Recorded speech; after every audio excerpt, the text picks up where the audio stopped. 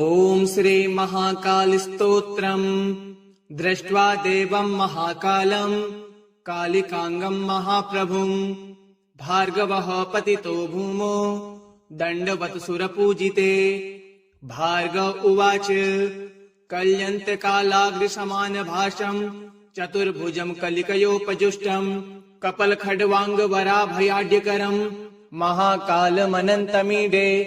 नमः परमरूपाय परामलस्वरूपिणे नियतिप्राप्तदेहाय तत्त्वरूपाय ते नमः।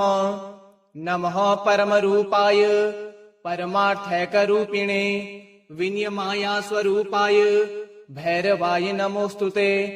ॐ नमः परमेशाय परतत्त्वार्थदर्शिने विनियमायाध्यधीशाय देवीचित्राय शम्भवे त्रिलोकेशाय गूढाय सूक्ष्माया व्यक्तरूपिणे पराकाष्ठाधिरूपाय पराय शम्भवे नमः।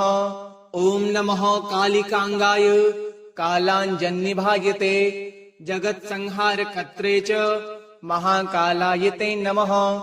नमो उग्राय देवाय भीमाय भयदायिने महाभयविनाशाय सृष्टिसंहारकारिणे नमः परापरानन्द स्वरूपाय महात्मने परप्रकाशरूपाय प्रकाशानां प्रकाशिने। ॐ नमो ध्यानगम्याय योगिहत्यपद्मवासिने देवतन्त्रार्थगम्याय वेदतन्त्रार्थदर्शिने वेदागम परामर्श परमानन्ददायिने तन्त्रवेदान्तवेद्याय शम्भवे विभवे नमः। धियां प्रचोदकं यत्तु परम ज्योतिरुत्तमं तत्प्रेरकाय देवाय परमज्योतिषे नमः। गुणाश्रयाय देवाय निर्गुणाय कपर्दिने अतिस्थूलाय देवाय अतिसूक्ष्माय ते नमः। त्रिगुणाय त्रिधीशाय शक्तित्रितयशालिने नमस्त्रिज्योतिषे तुभ्यं त्र्यक्षाय च त्र्यमूर्तये। दृष्ट्वा देवं महाकालं कालिकांगं महाप्रभुं भार्गवः पतितो भूमो दण्डवत् सुरपूजिते। भार्गव उवाच कल्यन्तकालाग्रसमानभाषं चतुर्भुजं कलिकयोपजुष्टं कपलखड्वाङ्गवराभयाढ्यकरं महाकालमनन्तमीडे। नमः परमरूपाय परामलस्वरूपिणे नियतिप्राप्तदेहाय तत्त्वरूपाय ते नमः। नमः परमरूपाय परमार्थैकरूपिणे विनियमायास्वरूपाय भैरवाय नमोऽस्तुते। ॐ नमः परमेशाय परतत्त्वार्थदर्शिने विनियमायाध्यधीशाय देवीचित्राय शम्भवे त्रिलोकेशाय गूढाय सूक्ष्माया व्यक्तरूपिणे पराकाष्ठाधिरूपाय पराय शम्भवे नमः। ॐ नमः कालिकांगाय कालाञ्जन्निभायते जगत्संहारकर्त्रे च महाकालाय ते नमः। नमो उग्राय देवाय भीमाय भयदायिने महाभयविनाशाय सृष्टिसंहारकारिणे नमः परापरानन्द स्वरूपाय महात्मने परप्रकाशरूपाय प्रकाशानां प्रकाशिने।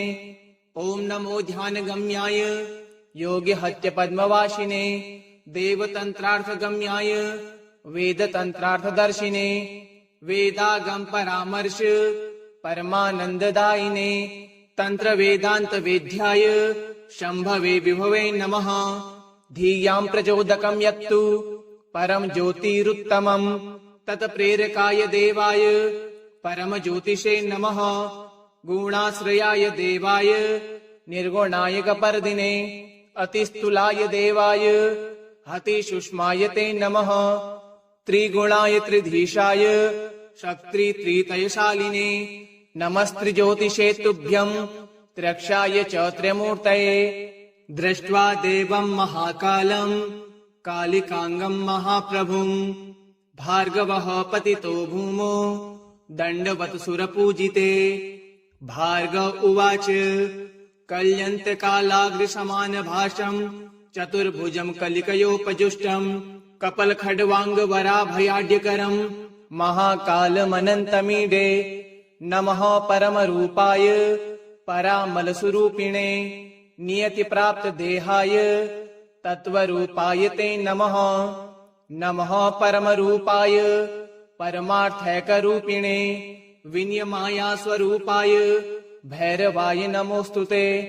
ॐ नमः परमेशाय परतत्त्वार्थदर्शिने विनियमायाध्यधीशाय देवीचित्राय शम्भवे त्रिलोकेशाय गूढाय सूक्ष्माया व्यक्तरूपिणे पराकाष्ठाधिरूपाय पराय शम्भवे नमः।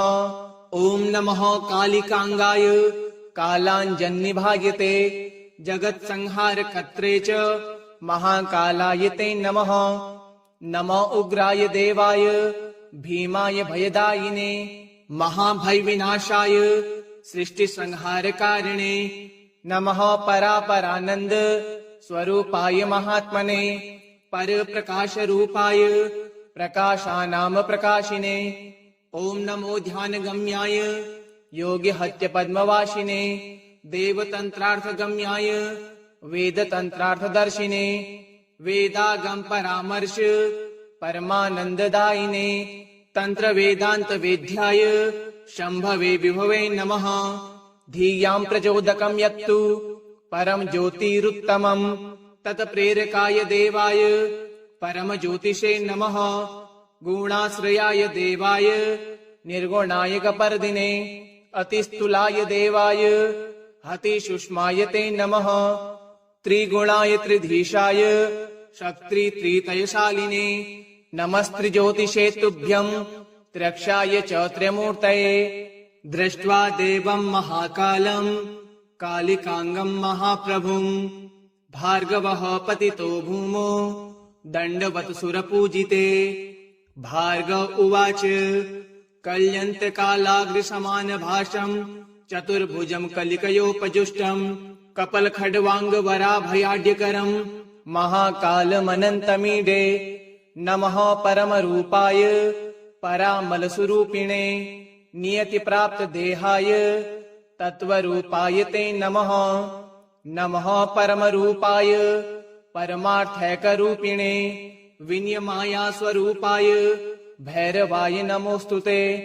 ॐ नमः परमेशाय परतत्त्वार्थदर्शिने विनियमायाध्यधीशाय देवीचित्राय शम्भवे त्रिलोकेशाय गूढाय सूक्ष्माया व्यक्तरूपिणे पराकाष्ठाधिरूपाय पराय शम्भवे नमः।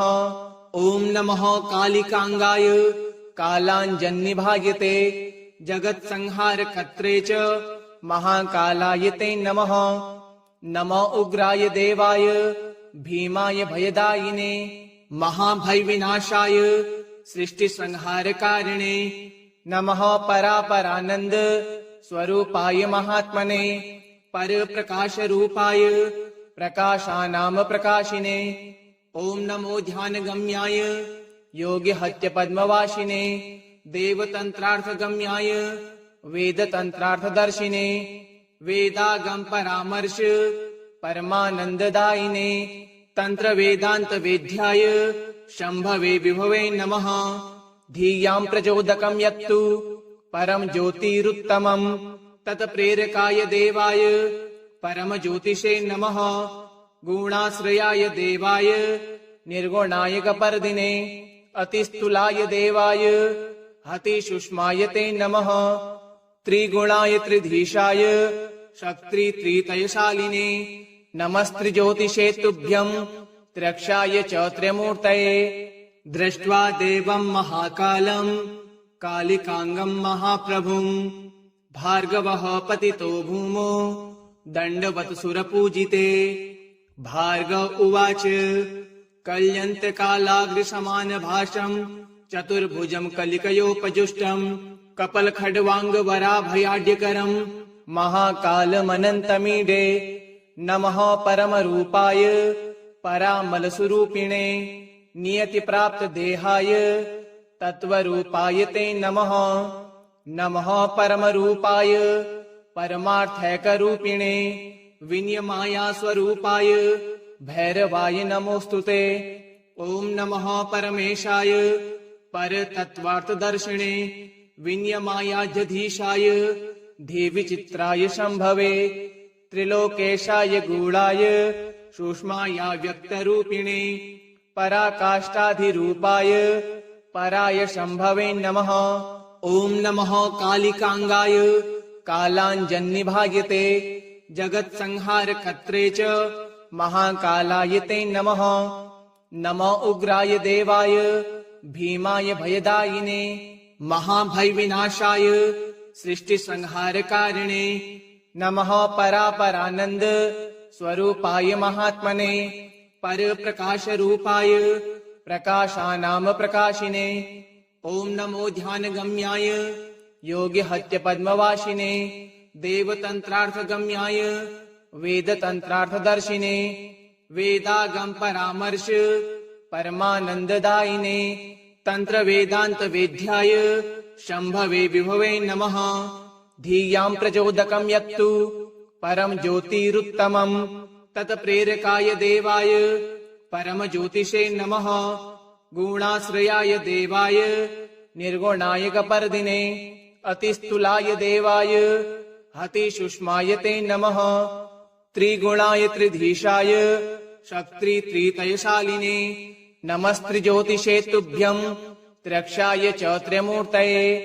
दृष्ट्वा देवं महाकालं कालिकांगं महाप्रभुं भार्गवः पतितो भूमौ दण्डवत् सुरपूजिते।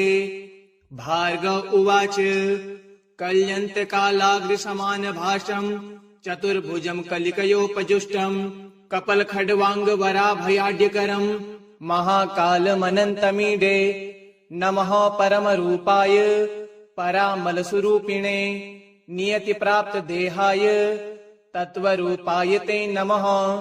नमः परमरूपाय परमार्थैकरूपिणे विनियमाया स्वरूपाय भैरवाय नमोऽस्तुते। ॐ नमः परमेशाय परतत्त्वार्थदर्शिने विनियमायाध्यधीशाय देवीचित्राय शम्भवे त्रिलोकेशाय गूढाय सूक्ष्माया व्यक्तरूपिणे पराकाष्ठाधिरूपाय पराय शम्भवे नमः। ॐ नमः कालिकांगाय कालाञ्जन्निभायते जगत्संहारकर्त्रे च महाकालाय ते नमः।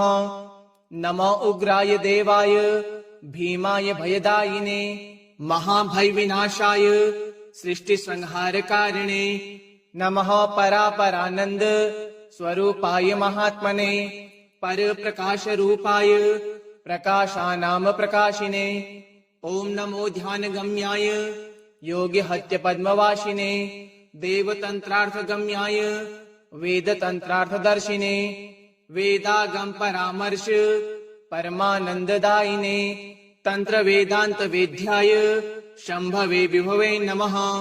धियां प्रचोदकं यत्तु परम ज्योतिरुत्तमं तत्प्रेरकाय देवाय परमज्योतिषे नमः। गुणाश्रयाय देवाय निर्गुणाय कपर्दिने अतिस्थूलाय देवाय हतिसूक्ष्माय ते नमः। त्रिगुणाय त्रिधीशाय शक्तित्रितयशालिने नमस्त्रिज्योतिषे तुभ्यं त्र्यक्षाय च त्र्यमूर्तये। दृष्ट्वा देवं महाकालं कालिकांगं महाप्रभुं भार्गवः पतितो भूमौ दण्डवत् सुरपूजिते। भार्गव उवाच कल्यन्तकालाग्रसमानभाषं चतुर्भुजं कलिकयोपजुष्टं कपलखड्वाङ्गवराभयाढ्यकरं महाकालमनन्तमीडे नमः। परमरूपाय परामलस्वरूपिणे नियतिप्राप्तदेहाय तत्त्वरूपाय ते नमः।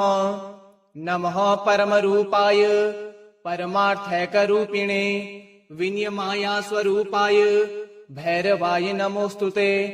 ॐ नमः परमेशाय परतत्त्वार्थदर्शिने विनियमायाध्यधीशाय देवीचित्राय शम्भवे त्रिलोकेशाय गूढाय सूक्ष्माया व्यक्तरूपिणे पराकाष्ठाधिरूपाय पराय शम्भवे नमः। ॐ नमः कालिकांगाय कालाञ्जन्निभायते जगत्संहारकर्त्रे च महाकालाय ते नमः। नमो उग्राय देवाय भीमाय भयदायिने महाभयविनाशाय सृष्टिसंहारकारिणे नमः परापरानन्द स्वरूपाय महात्मने परप्रकाशरूपाय प्रकाशानां प्रकाशिने ॐ नमो ध्यानगम्याय योगिहत्यपद्मवासिने देवतन्त्रार्थगम्याय वेदतन्त्रार्थदर्शिने वेदागम परामर्श परमानन्ददायिने तन्त्रवेदान्तवेद्याय शम्भवे विभवे नमः। धियां प्रचोदकं यत्तु परम ज्योतिरुत्तमं तत्प्रेरकाय देवाय परमज्योतिषे नमः। गुणाश्रयाय देवाय निर्गुणाय कपर्दिने अतिस्थूलाय देवाय हतिसूक्ष्माय ते नमः। त्रिगुणाय त्रिधीशाय शक्तित्रितयशालिने नमस्त्रिज्योतिषे तुभ्यं त्र्यक्षाय च त्र्यमूर्तये। दृष्ट्वा देवं महाकालं कालिकांगं महाप्रभुं भार्गवः पतितो भूमौ दण्डवत् सुरपूजिते। भार्गव उवाच कल्यन्तकालाग्रसमानभासं चतुर्भुजं कलिकयोपजुष्टं कपलखड्वाङ्गवराभयाढ्यकरं महाकालमनन्तमीडे। नमः परमरूपाय परामलस्वरूपिणे नियतिप्राप्तदेहाय तत्त्वरूपाय ते नमः। नमः परमरूपाय परमार्थैकरूपिणे विनियमायास्वरूपाय भैरवाय नमोऽस्तुते।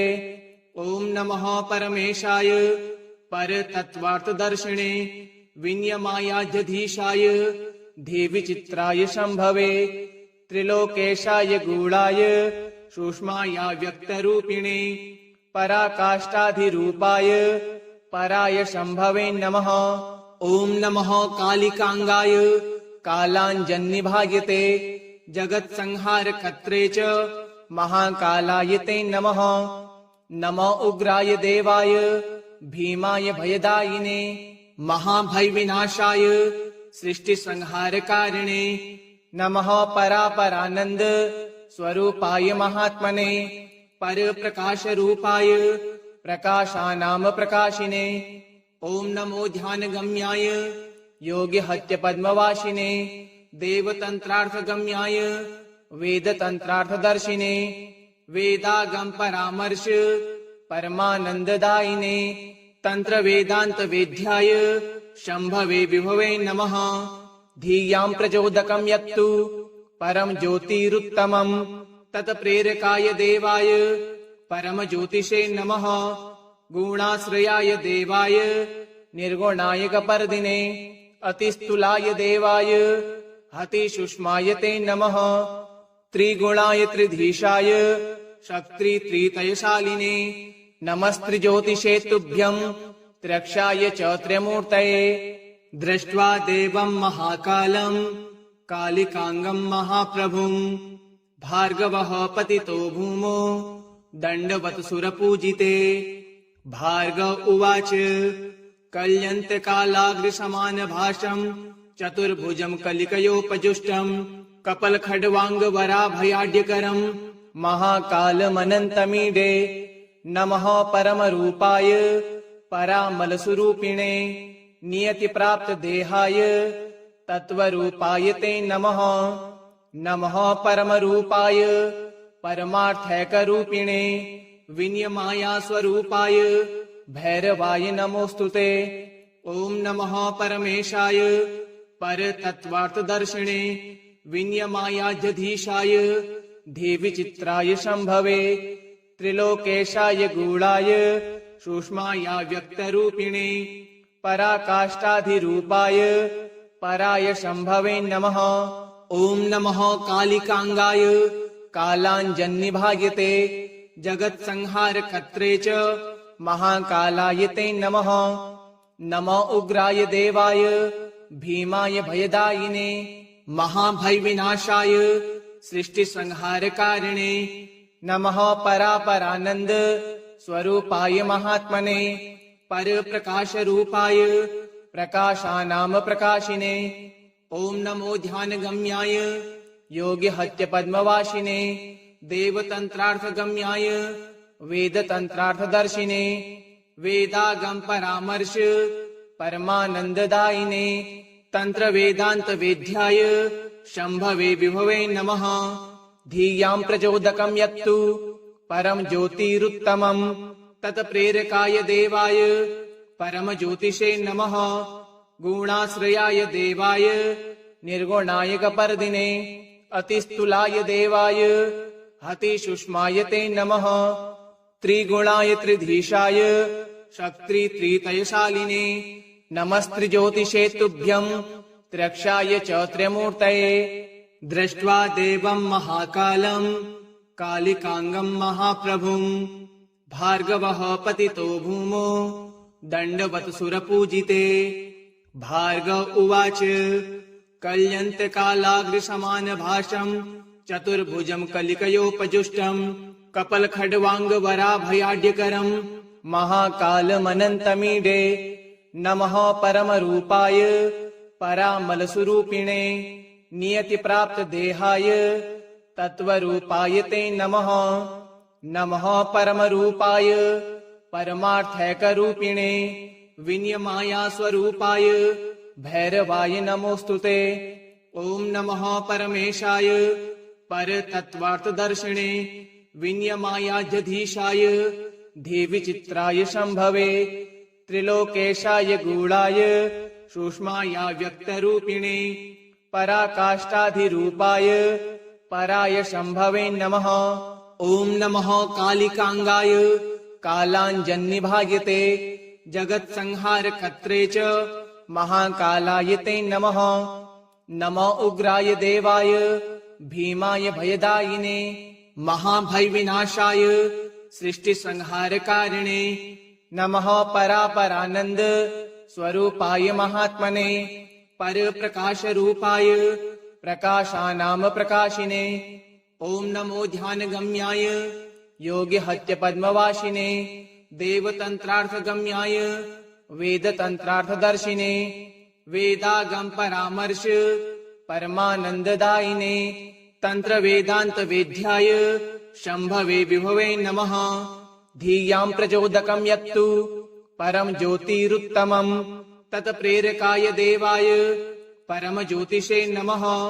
गुणाश्रयाय देवाय निर्गुणाय कपर्दिने अतिस्थूलाय देवाय हतिसूक्ष्माय ते नमः। त्रिगुणाय त्रिधीशाय शक्तित्रितयशालिने नमस्त्रिज्योतिषे तुभ्यं त्र्यक्षाय च त्र्यमूर्तये।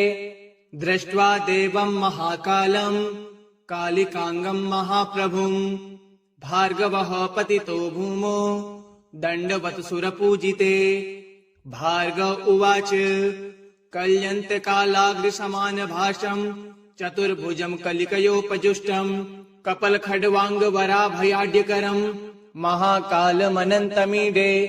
नमः परमरूपाय परामलस्वरूपिणे नियतिप्राप्तदेहाय तत्त्वरूपाय ते नमः। नमः परमरूपाय परमार्थैकरूपिणे विनियमायास्वरूपाय भैरवाय नमोऽस्तुते।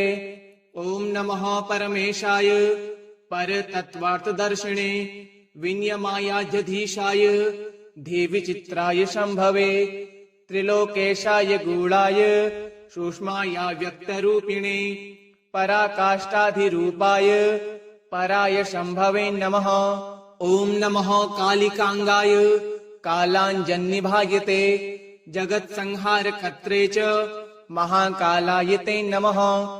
नमो उग्राय देवाय भीमाय भयदायिने महाभयविनाशाय सृष्टिसंहारकारिणे नमः परापरानन्द स्वरूपाय महात्मने परप्रकाशरूपाय प्रकाशानां प्रकाशिने ॐ नमो ध्यानगम्याय योगिहत्यपद्मवासिने देवतन्त्रार्थगम्याय वेदतन्त्रार्थदर्शिने वेदागम परामर्श परमानन्ददायिने तंत्र वेदांत वेद्याय शंभवे विभवे नमः। धियां प्रचोदकं यत्तु परम ज्योतिरुत्तमं तत्प्रेरकाय देवाय परम ज्योतिषे नमः। गुणाश्रयाय देवाय निर्गुणाय कपर्दिने अतिस्थूलाय देवाय अतिसूक्ष्माय ते नमः। त्रिगुणाय त्रिधीशाय शक्ति त्रितयशालिने नमस्त्रिज्योतिषे तुभ्यं त्र्यक्षाय च त्र्यमूर्तये। इति श्री महाकाल स्तोत्रम् श्री महाकालार्पणमस्तु। ओम श्री महाकालाय नमः।